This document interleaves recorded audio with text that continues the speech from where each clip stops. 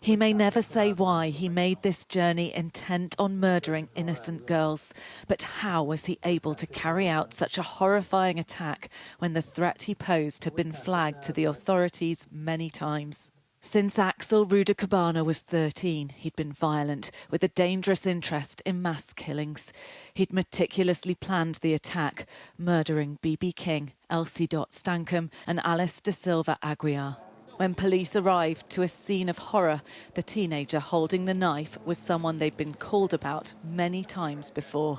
In October 2019, he'd taken a knife into his school, Range High in Formby, and was excluded. He was referred then to a multi-agency safeguarding hub and mental health services. Months later, he returned to Range High with a knife in his bag and attacked a child with a hockey stick. He pleaded guilty to assault. 3 times he was referred to the counter-terror programme Prevent. Teachers found him researching mass school shootings and a terror attack. However, he wasn't deemed a terrorism risk. In 2021, he was diagnosed with autism spectrum disorder. In 2022, police found him carrying a knife on a bus after his mother reported him missing. A week before the murders, he attempted to travel to his former school before his father pleaded with a taxi driver not to take him. Prosecutors believe he intended mass murder then.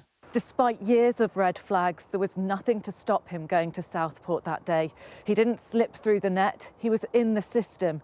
It failed. Now the public inquiry into the attack will have to establish why in order to protect others from people like him.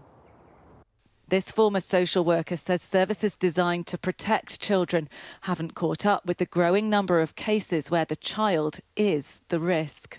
There's an increasing occurrence of referrals being made in which parents are afraid of their children in terms of violence and mental health.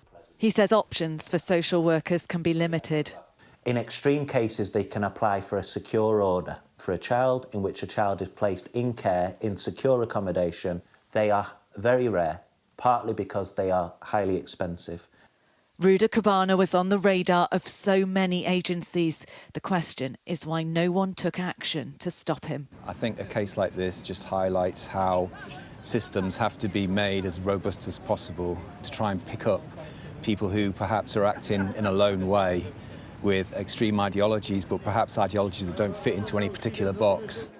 There is consensus that the authorities need to confront the growing threat from loners obsessed with violence.